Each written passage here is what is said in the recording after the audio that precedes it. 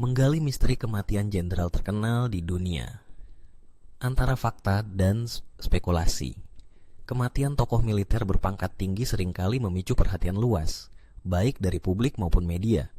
Dalam dunia militer, jenderal bukan sekadar pemimpin pasukan, mereka adalah simbol kekuatan, kebijakan, dan dalam banyak kasus, representasi dari strategi geopolitik suatu negara. Karena posisi mereka yang strategis, tidak mengherankan apabila kematian mereka kerap memunculkan pertanyaan.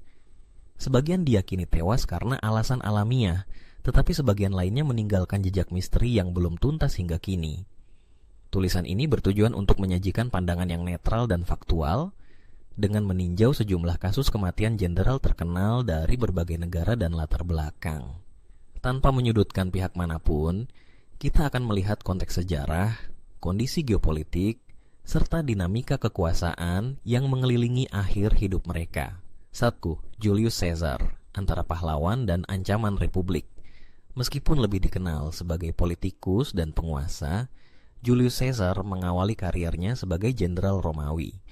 Ia memimpin legiun Romawi dalam berbagai penaklukan, terutama di Galia, dan meraih popularitas tinggi di kalangan rakyat dan militer.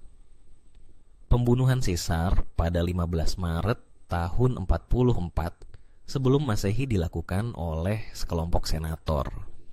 Motifnya beragam, mulai dari ketakutan terhadap dominasi kekuasaan yang terpusat hingga kekhawatiran bahwa Caesar akan membubarkan sistem republik dan menggantinya dengan monarki. Tidak ada bukti bahwa pembunuhan ini merupakan konspirasi luar.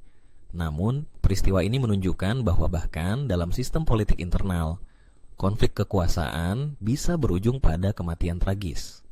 Dari sudut pandang sejarah, tindakan itu juga mencerminkan pergeseran paradigma kekuasaan di Roma kuno.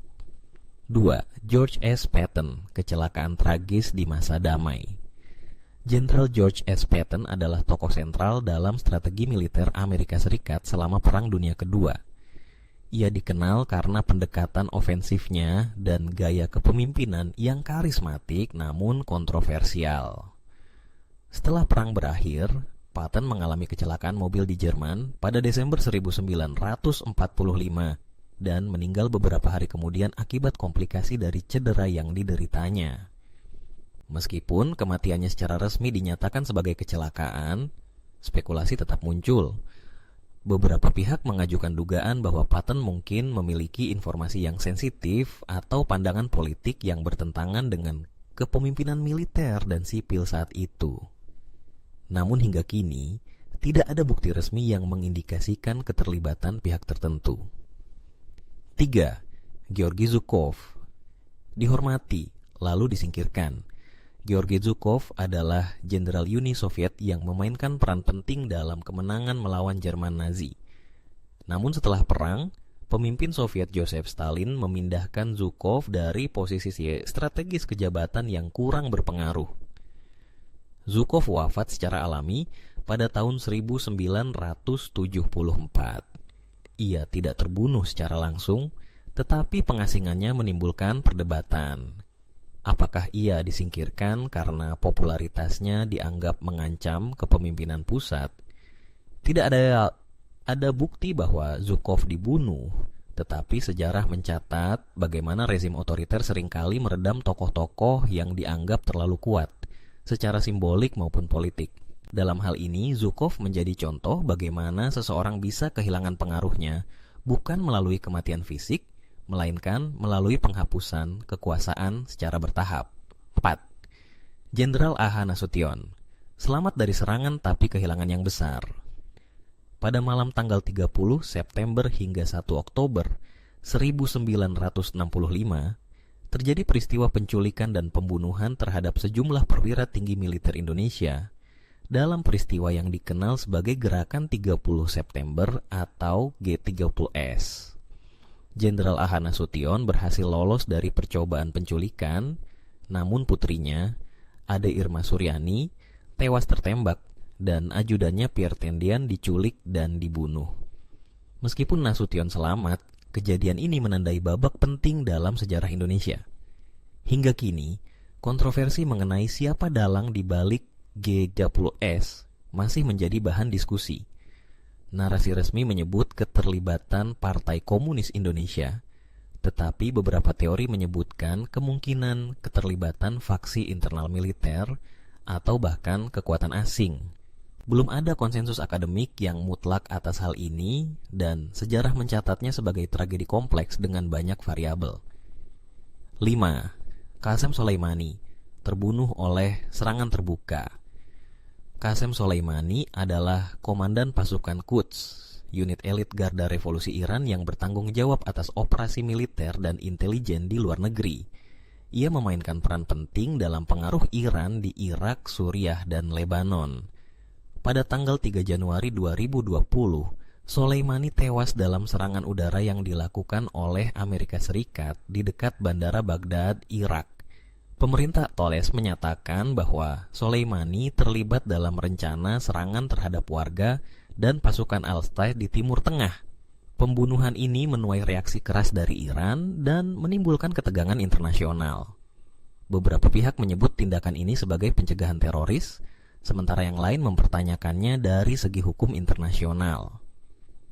Fakta-fakta operasional serangan ini telah diakui secara terbuka, menjadikannya sebagai salah satu pembunuhan tokoh militer paling eksplisit dalam sejarah kontemporer. Reinhard Heydrich, sasaran operasi sekutu. Reinhard Heydrich, salah satu tokoh paling berpengaruh di rezim Nazi Jerman, menjabat sebagai kepala Sicherheitsdienst SD dan arsitek dari kebijakan genosida terhadap kaum Yahudi. Ia dijuluki sebagai tangan besi Hitler di wilayah protektorat Bohemia dan Moravia. Pada tahun 1942, Heydrich menjadi sasaran operasi Anthropoid, misi rahasia yang dijalankan oleh pejuang Cekoslowakia yang dilatih oleh Inggris. Ia mengalami luka serius dalam serangan dan meninggal beberapa hari kemudian. Operasi ini dicatat secara resmi sebagai bagian dari perjuangan sekutu untuk melemahkan struktur kepemimpinan Nazi. Meskipun ada spekulasi tentang kemungkinan konflik internal di lingkaran Nazi, hingga kini tidak ditemukan bukti kuat yang menyebutkan bahwa kematiannya adalah hasil dari pengkhianatan internal. 7. General Manuel Noriega dari sekutu kemusuh. Manuel Noriega adalah pemimpin militer Panama yang berkuasa dari awal hingga akhir dekade 1960-an. Ia memiliki hubungan dekat dengan Badan Intelijen Amerika Serikat, CIA, tetapi kemudian hubungannya memburuk karena dugaan keterlibatan dalam perdagangan narkoba. Pada Desember tahun 1989, Amerika Serikat melancarkan invasi ke Panama dalam operasi Just Cause. Noriega ditangkap dan dijatuhi hukuman penjara di Alec, kemudian diekstradisi ke Prancis dan akhirnya kembali ke Panama. Ia meninggal pada tahun 2017 akibat komplikasi medis. Kematian Noriega secara umum dianggap wajar, namun masa lalunya yang penuh rahasia membuat banyak orang bertanya-tanya tentang informasi yang mungkin tidak pernah terungkap. Tanpa bukti konkret, dugaan tersebut tetap berada dalam wilayah spekulasi. General Bipin Rawat, kecelakaan helikopter di tengah tugas negara. Pada Desember 2021, India kehilangan kepala staf pertahanan pertama negara itu, Jenderal Bipin Rawat, dalam kecelakaan helikopter di Tamil Nadu. Kecelakaan itu juga menewaskan istrinya dan beberapa pejabat tinggi militer lainnya. Pemerintah India menyatakan kecelakaan terjadi karena faktor cuaca dan gangguan komunikasi. Laporan resmi tidak menemukan indikasi sabotase atau serangan. Namun, karena Rawat merupakan tokoh penting dalam modernisasi militer India dan mengambil sikap tegas terhadap tantangan regional, peristiwa ini memicu perbincangan luas.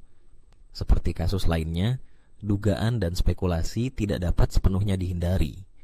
Namun, tidak terdapat data atau bukti yang mendukung adanya konspirasi dalam kecelakaan tersebut. Augusto Pinochet bertahan, namun tidak lepas dari kontroversi.